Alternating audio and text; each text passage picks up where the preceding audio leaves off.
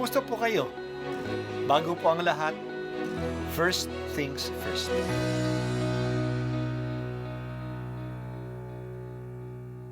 Good morning po.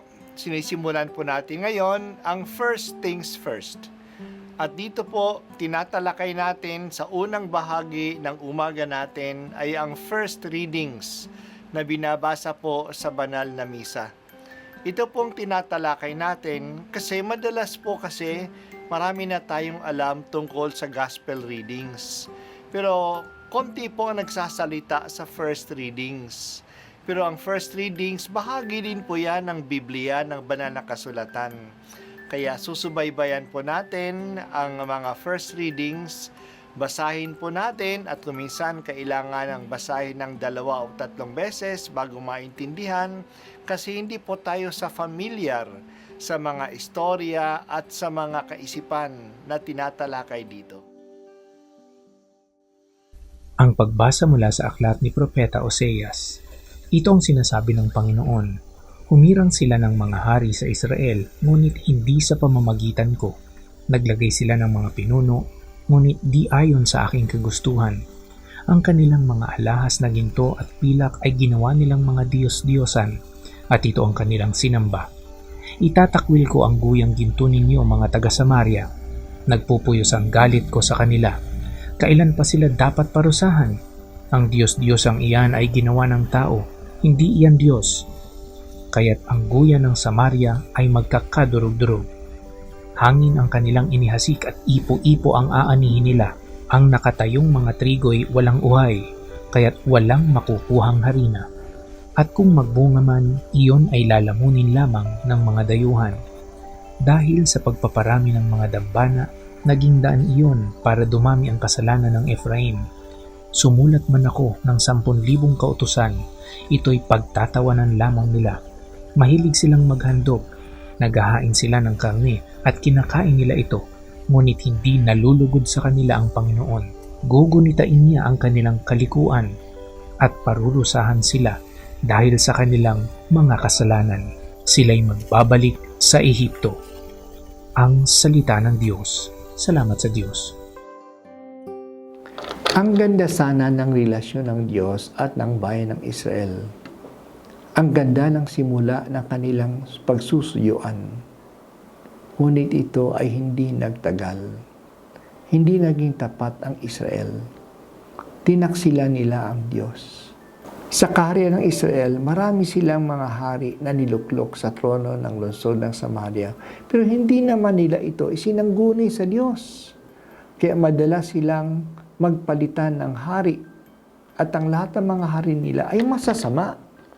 Salit na si Yahweh lamang ang sasambihin, sila'y sumasamba sa mga imahin na ginto at pilak na ginawa nila at iniluklok sa maraming mga dambana ng mga gawa-gawa din nila. Baliwala na gawa nila ng alituntunin at mga utos. Nagawan sila, bigyan sila ng Diyos sa mga utos. Hindi naman nila ito sinusunod. Mas maraming Diyos ang sinasamba nila. Mas marami silang handog na ginagawa. Mahilig silang maghandog kasi sila rin ang kumakain ng kanilang mga handog sa mga Diyos-Diyosya nila. Dahil sa mga pagtaksil na ito, ang mga trigo na itinanim nila ay walang laman. Hindi namumunga ang mga tinatanim nila. At kung may bunga man, iba ang nag-aani. Inaani ito ng kanilang mga kaaway na tumatalo sa kanila sa labanan. Hindi natutuwa ang Diyos sa kanilang kataksilan. Kaya sila ay paparusahan niya. Ibabalik uli sila ng Diyos sa Ehipto. Nang ibig sabihin ay ibabalik uli sila sa pagkaalipin. May relasyon tayo sa Diyos. Ang ating relasyon sa Kanya ay tulad ng relasyon ng mag-asawa. Kung hindi tapat ang mag-asawa, masisira ang kanilang pamilya. Ganun, kung hindi tayo tapat sa Diyos, masisira ang ating samahan. Pati na ang samahan natin sa isa't isa, sa ating pamilya, sa ating simbahan. Ang pag-aaway at mga digmaan ay resulta ng hindi natin pagsunod sa mga utos ng Diyos. Sa halip na sumunod lamang sa Diyos, mas sumusunod tayo sa tugtog ng pera, ng kapangyarihan at ng kaaliwan. Ayaw nating magbigay ng panahon para magsimba o magdasal, pero ginugugol natin ang ating oras sa inuman, sa sugal, sa tsismisan, sa video games at iba pa. Sa halip na mahalin ang kapwa, naiinggit tayo sa kanila. Pinagsasamantahan natin ang iba at sinisiraan pa. Kailan kaya tayo matuto na maging tapat sa Diyos? Kung tapat tayo sa Diyos, magiging tapat din tayo sa kapwa.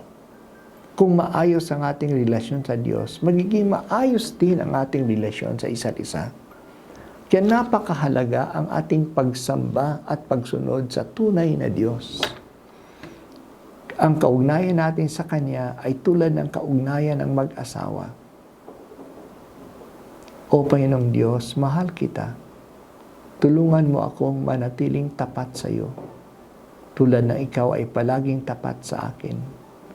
Hindi ko pagdududahan ang iyong pag-ibig sa akin.